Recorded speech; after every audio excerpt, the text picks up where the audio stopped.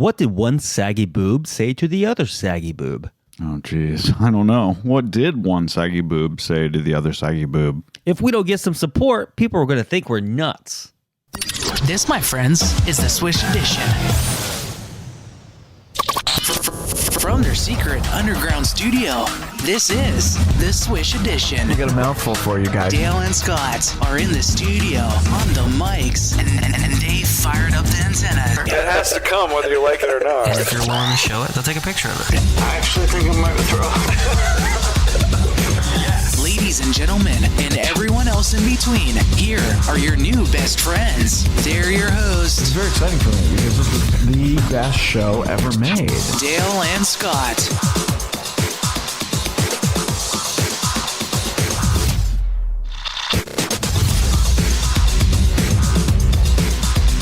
We're back in the studio And on the mic. and on the mics.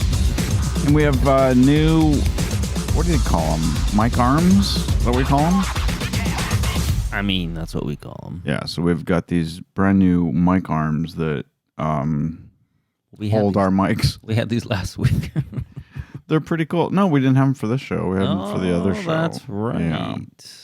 So they're great. They're at much better than the previous ones. Yeah, at some point the arms give out and they don't have as much, I don't know, elasticity, staying power. There you go. I like that. Yeah. You need ED medication to keep them up, basically. So we're back. We just got back. Dale and I just flew in. We flew on an airplane from the Queen City. It seemed like it's been a while, but I know it hasn't. What'd you think about Charlotte, North Carolina? It's cold.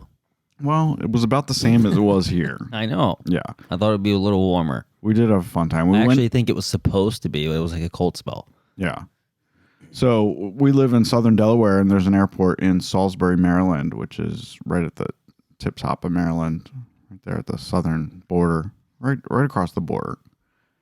We flew on a little RJ regional jet down to Charlotte. Quick little hop. You could see the Bay Bridge Tunnel and Norfolk, and 50 minutes. Yeah, something like that. Yeah. Had fun. We got to hang out with our friends Stefan and Ashley. Yeah. Took us to a really cool restaurant called Rock Salt. Food was great this trip. Where I had amazing oysters and scallops and what'd you have? Shrimps. Yeah, shrimps.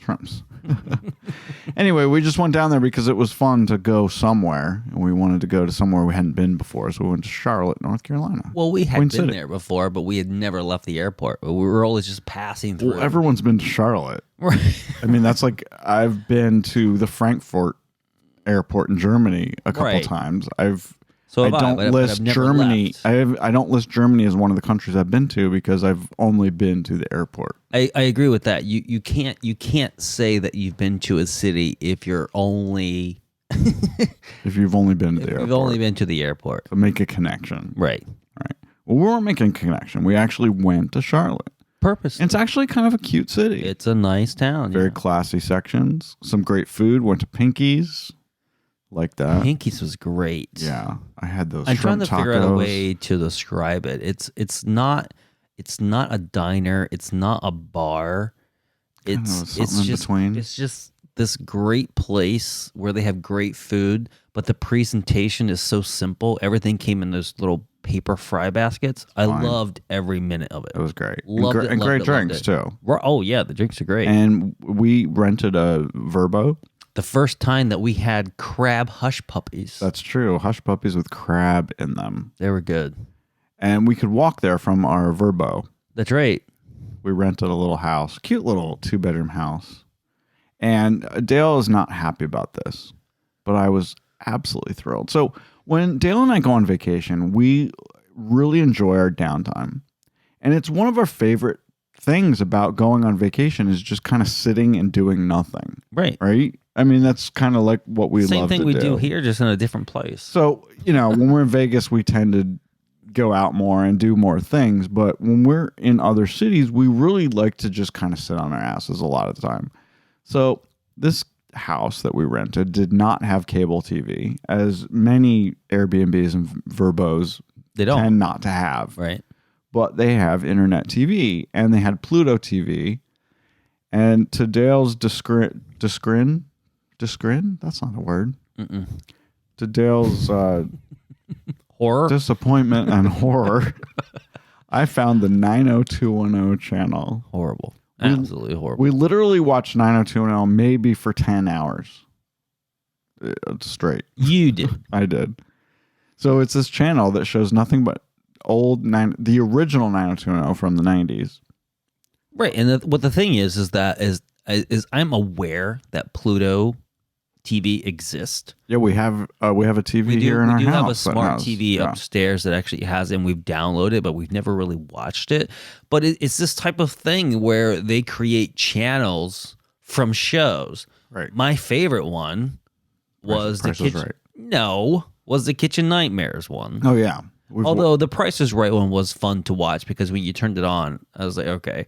But it was old school Price is Right, and it was fun to watch. It was Bob Barker from 1984. Right. So that was fun. Where the car that they were giving away, this Mazda, was $7,000. Right. You can't buy a Mazda for $7,000. I loved it. That's what brought a smile to my face. It's like a step back in time. It was great.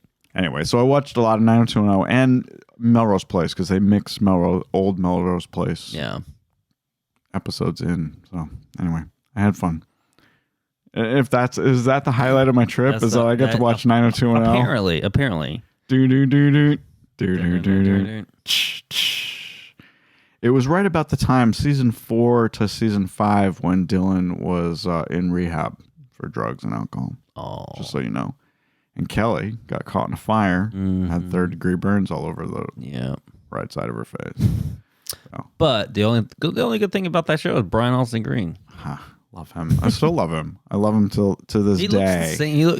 Yes, he's obviously. He definitely grew up into. He grew up, but very good-looking guy. Right. Yes. Yeah.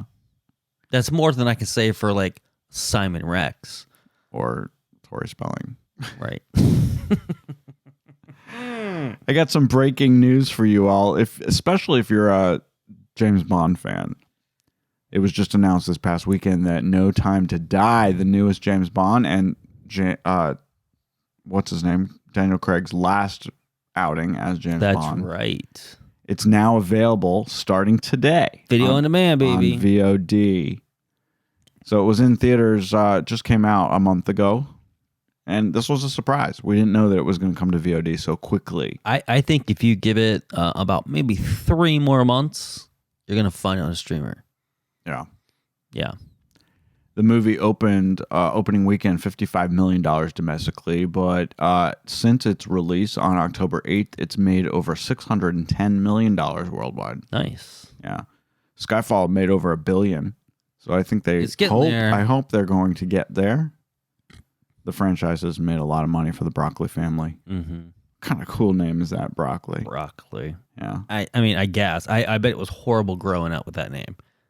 But it's cool now. Anyway, so guys can watch on Amazon, Apple, Xfinity, DirecTV, Spectrum, and Vudu for $19.99 for the next 30 days. Yeah, anywhere where you can rent any videos. VOD. Yeah. What do you think? You think we should watch it tonight? Are you game? No. Fire up the popcorn machine? No. I'm not a fan of this franchise. Am I going to have to watch this on my own? Maybe. But can we say that we did buy tickets for something that I've been waiting, and this is like 6 months overdue. This was supposed to be out way before it's coming out now, is the Ghostbusters Afterlife. Who are you going to call? Who are you going to call? Ghostbusters, baby. Saggy titties. So we do have tickets. Wait, are you even excited about it? I am excited. You bought tickets. We're going on a Tuesday, I think. I think it's a Tuesday. 2 weeks from today. No IMAX, because there's no IMAX within a 25. No, not even a 50-mile range of where we live. There's not an IMAX. All right, so we talked about this. I think we're going on the 23rd, the week of Thanksgiving. We're going on the Tuesday of Thanksgiving is when we're seeing the movie. I want to say it's the 19th. I don't know. I think it's not. It's definitely not the 19th because that's a Friday, and we're going on a Tuesday. So, yeah. I think we're going that next week. Okay, the week of Thanksgiving. Sure. Yeah. All right, I'm excited. I can't wait. No, I'm not excited. I hate movie theaters. I'll certainly go by myself. I want to see this. I'm a huge Ghostbusters fan. I think this is going to be great. And the trailer looks amazing. Amazing. I shall believe you. All right. The National Toy Hall of Fame has announced their 2021 inductees. Dale and I have actually talked about this before. It's been a thing on our show. Mm-hmm. Do you know what the 3 inductees are for 2021? I do, yes. Yeah. American Girl. American Sorry. Girl. I Yes. fucked that up. American Girl. They are dolls. Yes. They made it this year. Also, the game Risk. That seems weird to me. Why does it wait so long? That game has been out for like 40 years. Yeah. And then Sand. Literally sand with a small L. Lowercase C. No. Sand is S. C. There's something wrong with me. Oh. Something not sand, canned. Let's try it again. And sand. And sand. Is that colored stuff that people make, like, put in jars and then they make... Literally just sand. Just literally generic sand.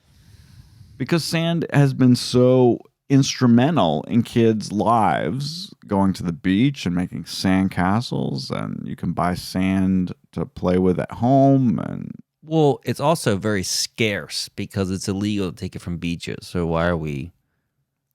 So I just don't believe. I don't understand that. That's just weird. Sand. It was literally sand with a small s. You know, it's not a thing like Risk or American Doll. It's just sand. Any sand that you can find, it was included in the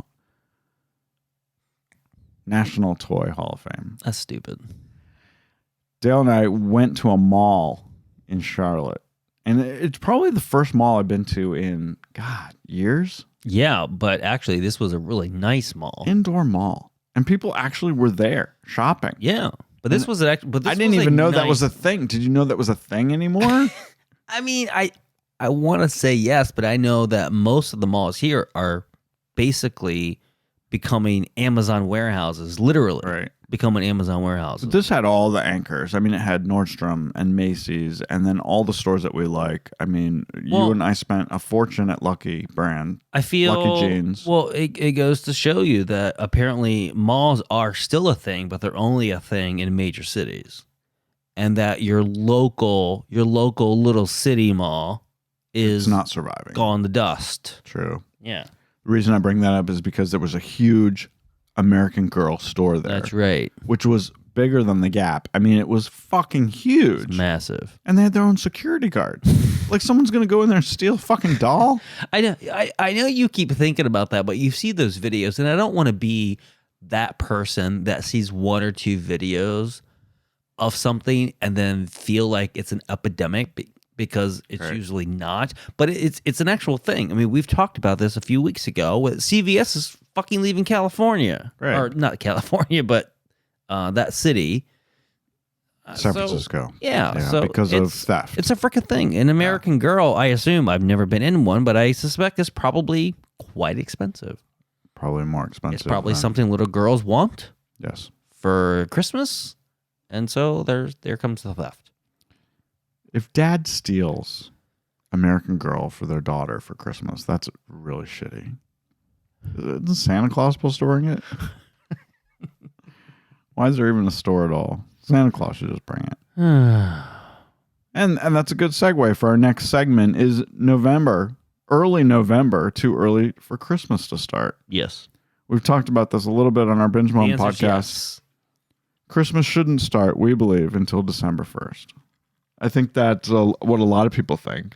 But you know what? We've never given Thanksgiving a fucking chance.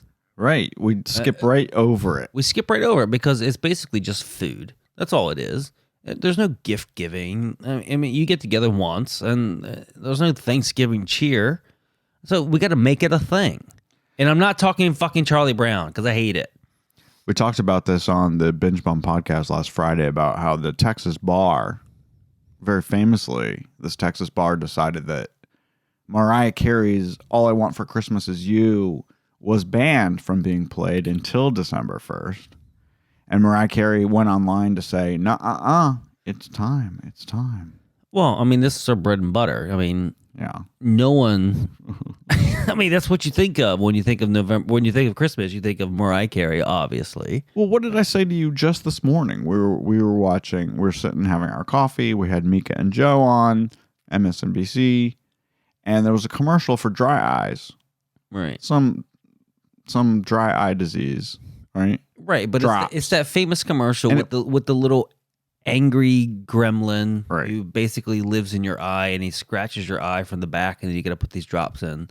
But not only that, clever. But it was a Christmas-themed dry eye commercial. I think it's clever. Early, yes, but clever. It's awesome. Christmas-themed dry eye commercial. Right. It was bizarre. That's like the perfect fucking marketing. Is it? Are you going to be upset when there's like a Christmas-themed ED commercial?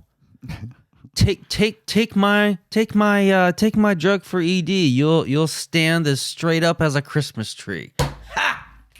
It's brilliant. It's brilliant. People in holidays, people are in cheers. Like, yes, I want to feel good and I want to have a heart on for Christmas. You can put tinsel and lights on your heart on. Exactly.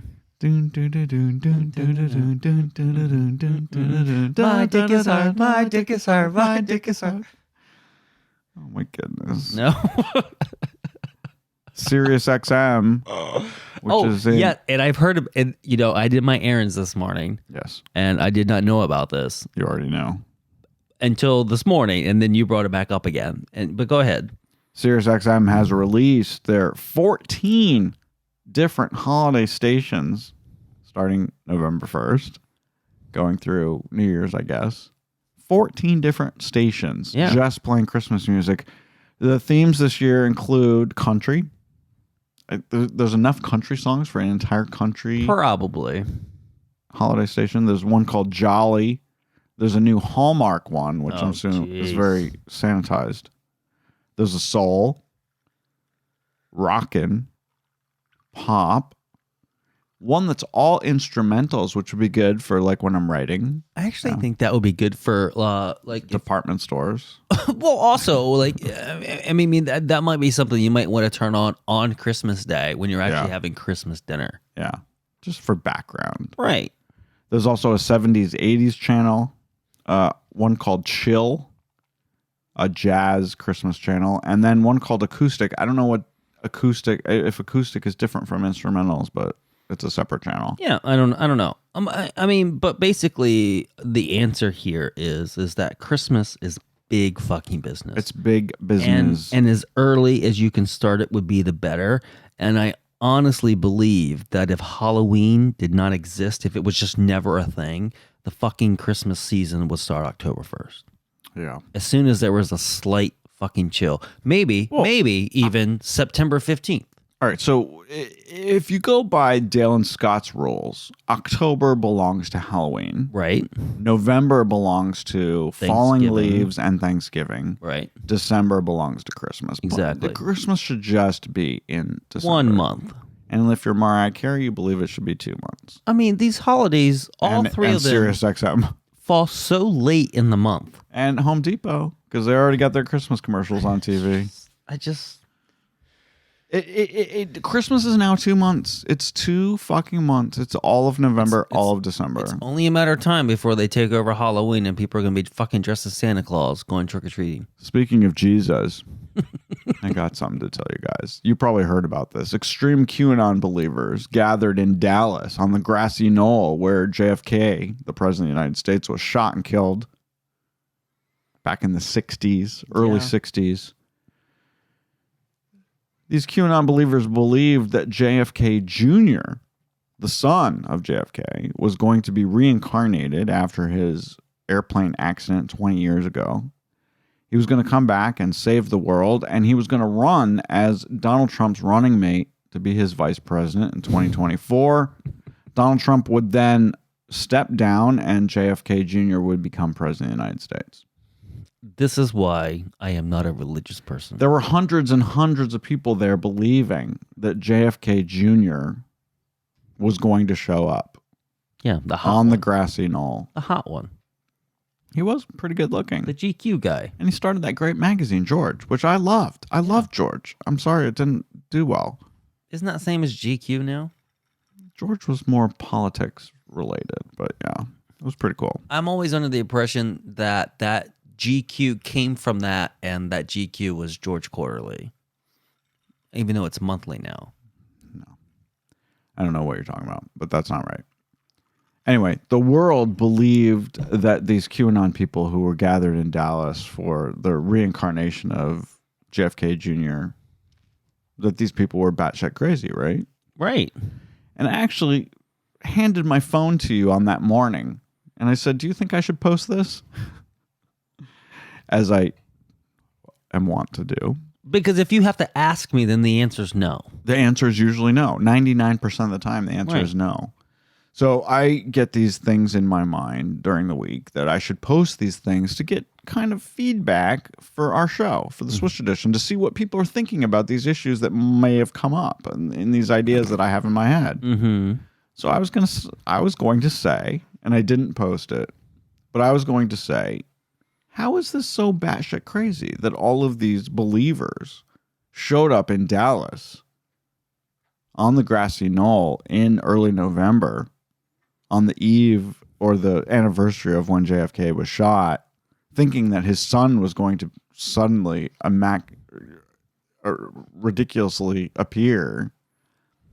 There are hundreds of millions of people on this planet who believe that Jesus Christ is going to come back someday. Right. No, and I get save it. all of our I souls. Get it. I mean, I think so. it's How is crazy. that? How is it any crazier than thinking that Jesus is going to come back someday and help us all out? I mean, I guess I know where you're going with that, but me as a non-religious person, well, I'm not either. So this is why I can. I think it's all pose crazy. this question, right? I can think it's all crazy, but then there could be those who believe in a being that's more worldly than all of us, which is the reason why we're here, apparently, who think this is crazy. And then you could literally pose that question to them. I don't know what the answer would be. Maybe because JFK didn't write a holy book. It's so batshit. It is batshit crazy. And I will agree with the whole world that believes this is batshit crazy. It's not crazy. It's also crazy to think scary. that Jesus is coming back someday. It's not crazy. It's scary that we've come to this point. That people to this point. That people are so readily. That fucking Donald Trump, regardless of what political side that you're on, that fucking Donald Trump is now a god. A demigod. And JFK is coming back as... I mean... But it doesn't even make any sense because JFK and JFK Jr. were Democrats. But does it just make you sad? It doesn't even make any sense. But doesn't it just make you sad? It doesn't make any sense. That people have gone down this road. I am forever saddened by humanity. It's horrible. All over the world. I think most people, including probably most of our listeners, are pretty stupid.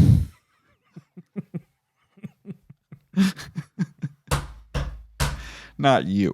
Well, let me talk directly to the person listening to this podcast. Not you. I'm talking about everybody else. Because you are our favorite listener. And I would like to point out, just as a side note here, that last week's episode was called Here, Kiwi, Kiwi. And we purposely asked for the Kiwi that's listening every week in New Zealand to reach out to us. Hasn't done it yet, right? That bitch has not reached out to us. He wants to remain anonymous. Well, or they. Right, but could be a they. But you know what? Is that those when you looked at that, does it tell you when they listened? Or because I think it goes like when you go to the country stats on podcast stats, I think it's for the year. And so they probably tuned in once and was like, this shit is not for this me. Shit is not for this is and not they for me. Went away. They went away. Fuck you, New Zealand. But however, I forbid you to listen to the show anymore. If you are still out there, we really want to know. We would love to hear from you. We don't need to say anything on the air about what your name is or whether you're a female or male or whatever. You make me want to be from New Zealand just so I could be called a fucking Kiwi. I mean, how cool is that? When you go, when we go to other countries and say, "Oh, we're American," that's not good. That's not good. Not in 2021. No, but a Kiwi, you can't go bow at a Kiwi. Come on now. Netflix announced on Friday that Dolly Parton will guest star during the 7th and final season of Grace and Frankie. This is big news. It's huge news. We've been hoping and wondering and hoping that it was going to happen. She's finally reuniting with her former 9 to 5 co-stars, Jane Fonda and Lily Tomlin, of course, who are the stars of Grace and Frankie. Further details, including who she's playing and the plot details, are being kept under wraps. But it's already been done. It's a done deal because the entire show is already wrapped emotionally. Last week, there were lots of pictures and heartfelt sentiments online. That's going to be a lot of fun. Cast was very sad to end this. Right. I think that's a lot of fun, but I think it's only going to resonate with a certain amount of people because I feel like that if you were 40 years old at the time that 9 to 5 came out, that you're not watching Grace and Frankie, and it's only like a young person's game that are currently 30, and you're going to have no idea of what's happening and why it's so big.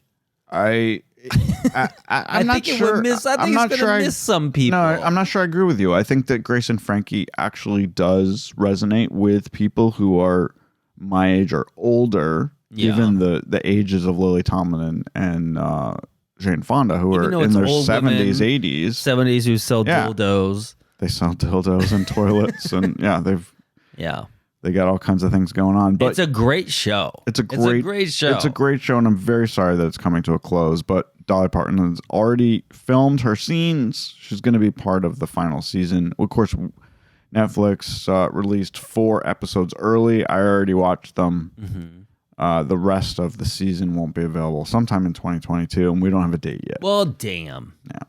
I don't know why. Okay. Netflix is very cagey on some stuff. They are the most cagiest streaming network there is. Speaking of Netflix, did you know that Carole Baskin has officially sued Netflix because of Tiger King 2? So I read this and I'm baffled a little bit, and I can tell you why, but if you want to get into it first, then I can tell you. Baskin and her husband Howard claim that the footage that is being used of her for Tiger King 2, which comes out on November 17th on Netflix, violates their agreement that they made back in 2016. They were originally agreeing to a documentary about the big cat sanctuary, and the fact they wanted, this documentarian wanted to bring exposure to the fact that this thing was happening, and that the Tiger King guy, what's his name? Was illegally breeding these animals. Right. And they had no idea it was going to be turned into this sensational reality show, basically, is what it became. I mean, you stated here that what they described as, so Netflix approached Carole Baskin to do like a Blackfish style documentary. Right. But I feel like you don't know what that means, and I've watched that documentary, and it is probably one of the biggest documentaries from like 5 years ago. Oh, I will not watch. You know I won't watch it. It is incredibly hard to watch. No, I won't watch it. But it is important to watch. But that's not what this became. So Tiger King became so this something is where the problem completely is. different. Right. This basically was just a sensational thing about a guy. That's what it became. And it became about a guy. Friends. And he's just fucking crazy. But Carole Baskin actually has profited off the fame of the first season of Tiger King. She was fucking on Dancing with the Stars, for God's sakes. Right. Now, with Tiger King 2 coming out on November 17th, she did not sit down for additional interviews. They're just using stuff that they used before, they taped before, for her inclusion into this. But I think it's more about the other people than her. I feel like she's got a hard case against her. Well, she also thinks the show, painted her as a murderer because supposedly her first husband was fed to the wild cats. So Right. And so I purposely... There's no proof to that, by the way. I purposely have not seen Tiger King, the first one. And the second one's coming out soon. And from when it went big during the pandemic, and this is where this like was found, it was just basically just kind of like just found out there, is that just reading the reports is that Carol Baskins killed her husband and fed him to the tigers. Right. And then all of a sudden, like 6 months later, she's on Dancing with the Stars. So that obviously couldn't be true. But I did get that from that as a person who had not watched the show. Yeah, well, there's certainly no proof of it. Anyway, so she sued Netflix to try to stop Tiger King 2 from premiering on November 17th, and the court denied her motion. So it's going forward. Yeah. All right, this brings us... I don't have anything more to say about Tiger King. I think it's going to go forward. And it brings up the whole story. Does a company like Netflix who just shows this shit, are they responsible for stuff that they're showing? I don't think they are. They're just a distributor. Kind of like a bookstore. A bookstore is not responsible for every fucking book that they sell and the claims that are in the books. I mean, I guess it all comes down to is if this is if this is a Netflix Studios thing. Oh, shit. If that's the case, then yes. That I don't know. If not, then they may not be held liable. But I mean, I don't know. Where's my who the hell cares button? Ever since we got the binge bum going on, I don't have the buttons that I like to have anymore on my board. We have a box here that it doesn't have enough buttons. Can you plug in something else that has more buttons? Your box doesn't have enough buttons. No, seriously. Like I see USB ports back here. Like, can you buy? Can we have additional buttons? Right. I think you'd be able to buy a box and plug it in, and then have a set of buttons just for Swish Edition. All right, we're gonna try that. There you go. I want to talk about just real briefly. I know that everyone. Please be briefly, because it's touchy. The Travis Scott concert in Houston debacle, which I find just so heart-wrenching and horrible and so avoidable. And I just want to just talk about it really quick because if you guys know me and if you follow me on Facebook, you know that I wrote about this. I wouldn't go to something like this if you had a gun to my head. I wouldn't go to a festival grounds with 50,000 people to just watch a concert where there were no seats and you were just standing up. It's a recipe for fucking disaster, and that's exactly what happened. Just like I wouldn't go to, what is the EDC thing in Vegas? I mean, the electronic. I just wouldn't go because it's the Electric Daisy Carnival. There you go. But I just wouldn't go because I don't like that scene.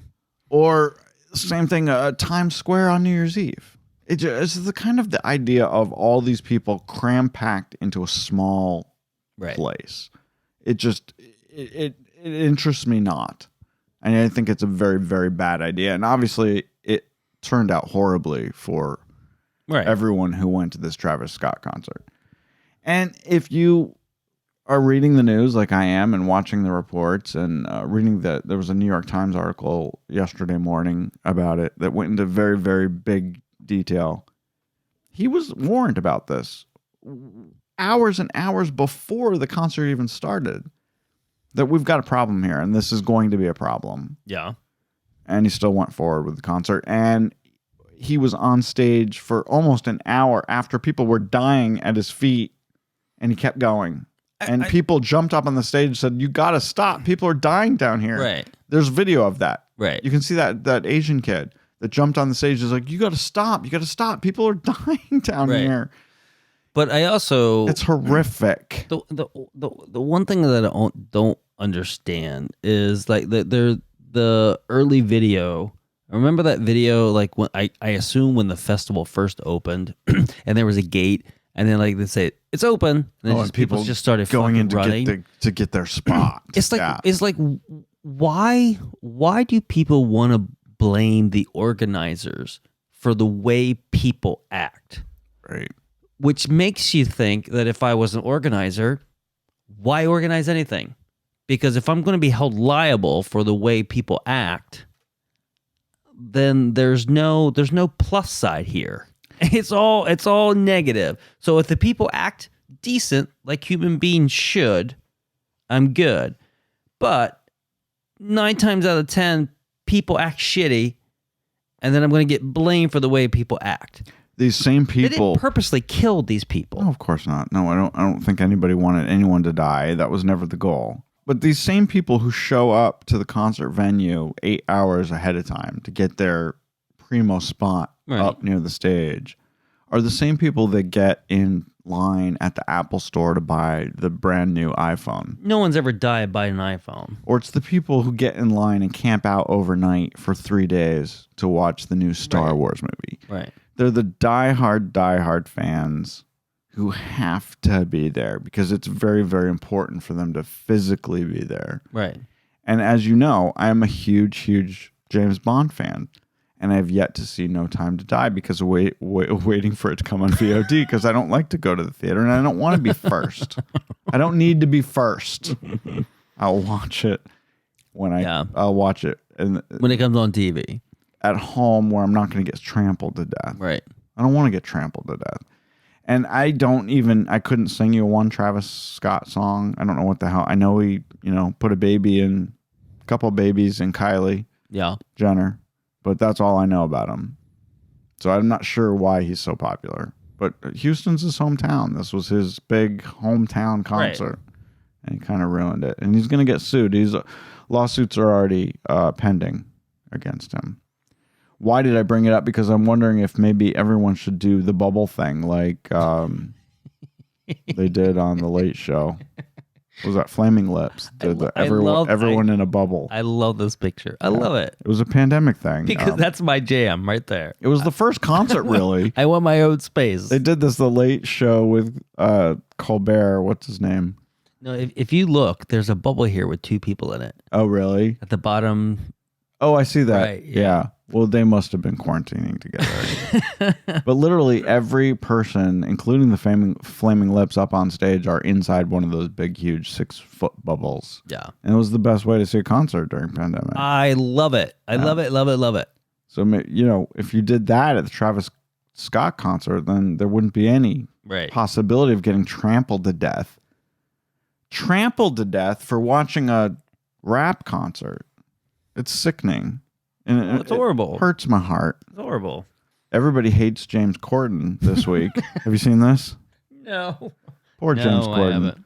So, if you go online and you guys, I dare you to do this. Google James Cordon. You'll find all kinds of hate for this man. You either love him or hate him. Right. But a lot of people think he's like a super fake and he's really nasty in real life. But I think that's any celebrity. But one of my favorite things was supposedly Ellen is super nasty, and Alec Baldwin apparently is supposed to be super nasty. I mean, not that he wants to kill people, but say what you want, but Ellen's ending her show because she couldn't survive this.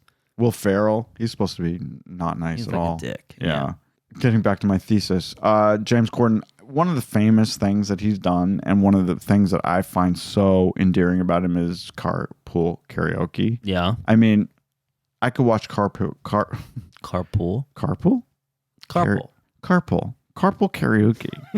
I could watch it all day long. Yeah. And they're classic. I mean, he's had everybody. Madonna, Mariah, Celine. Well, it's an Apple Music thing. So it's amazing. Yeah. It's so amazing. It's one of the best things he's done. But apparently people do not want him to be a part of the new Wicked movie. And they've started a change.org petition. There's over 37,000 signatures already. Make sure he's not in it because they call him the musical killer. He was in Cats. He was in Ryan Murphy's The Prom. He was in Into the Woods with Meryl Streep. Did you see that? Right. And he was also in the Amazon movie, the new musical Cinderella, which came out, I think, last year or earlier this year. Something like that, yeah. It's been the guy can sing, but they call him the musical movie killer. So I feel like this is kind of a shame because they want to make sure he's not going to be in Wicked. Right. They feel like I feel like they think that he's just bad luck. Yeah. And this petition's like not really real. It's real, but it's not really real because I can say that I've watched enough James Corden stuff that he is genuinely a Broadway super duper fucking fan. Oh, for sure. Like he fucking loves it. And he can sing. And he wants to be involved with it. He can sing. Yeah. But they're right though that there's a history here of things that he's been involved with that have not done well. In Cats, he's even made fun of it himself on the show. No, Cats was everyone. even Andrew Lloyd Webber thinks Cats, the movie, was a travesty. Ariana Grande and Cynthia Erivo have been cast as the two leads in Wicked. Ariana Grande, she can sing. Hey, well, yeah. Yeah. But really, shouldn't it be Kristen Chenoweth and what's her name? Why can't the originals who created the roles, why can't they be in the movie? What's that one that I just do not like? I know. I'm trying to think of it. Kristen Chenoweth played... from Glee. Yeah. Kristen Chenoweth played Glinda. We went in Las Vegas and saw her, and we actually left the concert early. I do not like her. Yeah. I can't think of her name off the top of my head, but everyone knows who she is. They started Wicked. Yeah, they were Wicked.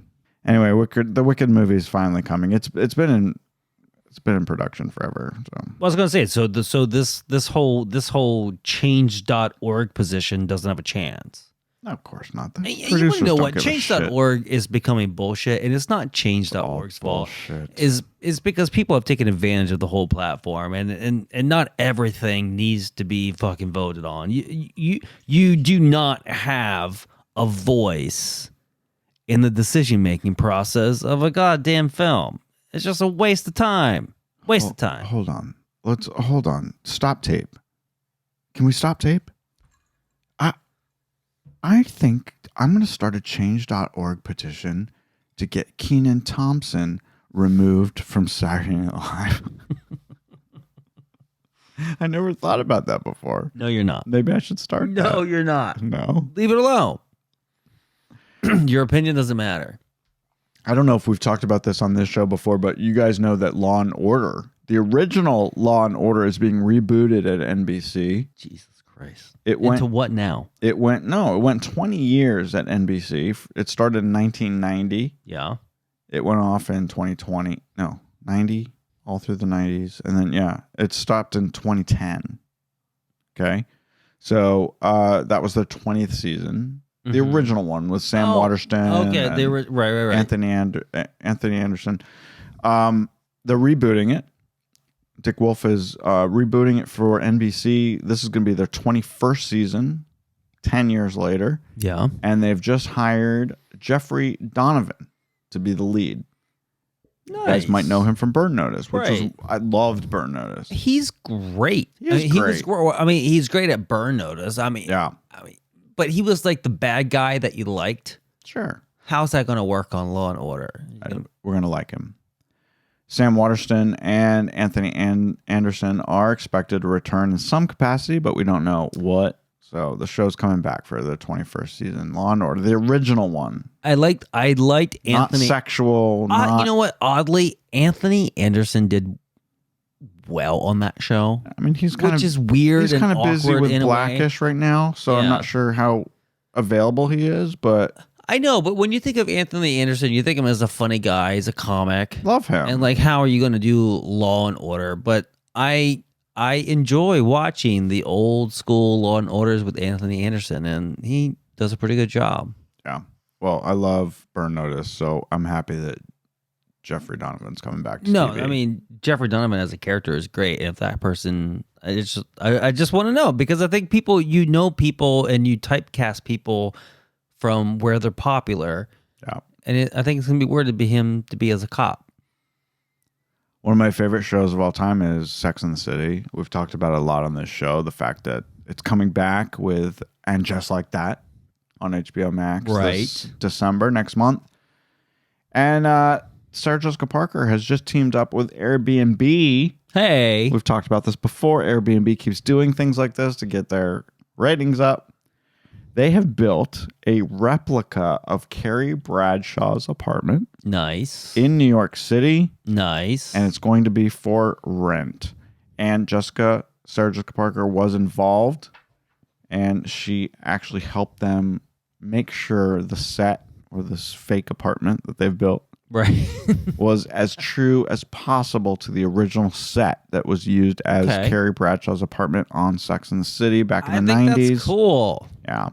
From the art on the walls to the desk by the window, landline phone, and including clothes and shoes in the closet. I mean, all right. So if I were Airbnb, right, and if this would be my thing, is like, you stick with your original business model. That helps people. It brings in an income, but why can't you go and take TV and movies, for example, right? Mm-hmm. And why in New York City don't they rent or buy a condo in New York City and make it Will's apartment from Will and Grace, and you can rent it, right? Well, that's what they're doing here, basically. Go to Chicago. Yeah. Which, not really, right? I mean, they were in Lanford, and make a Roseanne one. Right. Right? Well, I think they've been doing this. And that is cool. It's very cool.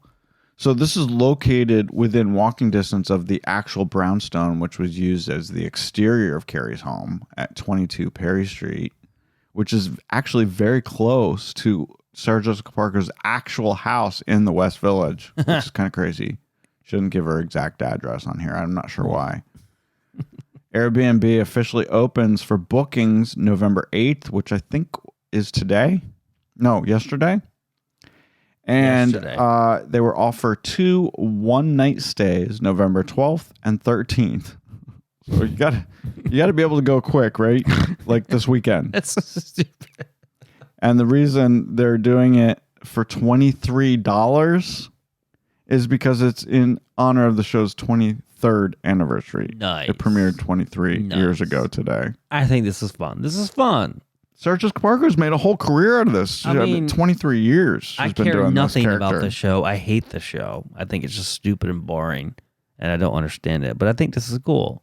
In related news, and just like this, and just like that, I guess that's the name of the new show, and right? Just like that, yes. Will not feature Kim Cattrall, but Kim Cattrall, who played... Because she realized how dumb it is. She has other shit going on. Right? That's the issue. And she doesn't want to say it. Is that Sex and the City was just stupid and boring as hell. And I agree with Dale Blades from Seaford, Delaware. And I don't want to be involved in this project anymore. Anyway, Kim Cattrall played Samantha, who was one of my favorite characters on the show. So fuck Dale Blades. But she's not coming back because she's always been on the outs with Sarah Jessica Parker since the beginning. Because she's probably a bitch. But Kim Cattrall will be the narrator on the new How I Met Your Father. I saw that. The new series that is featuring Hilary Duff on Hulu, which is coming out sometime in 22. We don't have a date yet. As soon as we have a date, we'll talk about that on Binge I Bump. did not hate How I Met Your Mother. Yeah. And I think it was mostly because of the cast, so I'm curious about this one. So the narrator on How I Met Your Mother was Bob Saget, who was never seen. It was just his voice. So this is going to be Kim Cattrall's voice as an older Hilary Duff. And if you don't know Bob Saget, come on. If you don't know Bob Saget, you're a fucking faggot. America's Funniest Home Videos, Saget, the original. Faggot. Get it? Saget, faggot.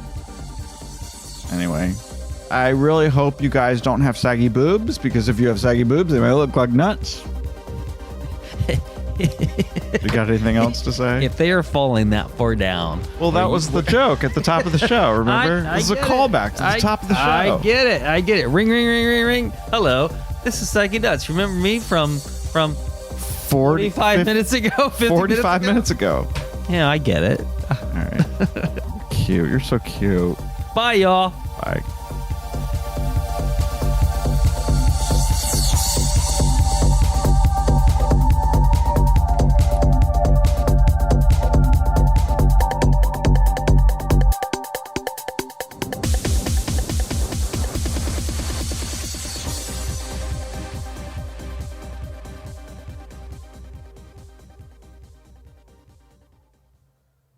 I don't know if I'll take this out or not, but when I went to pee, I almost didn't get my dick out in time.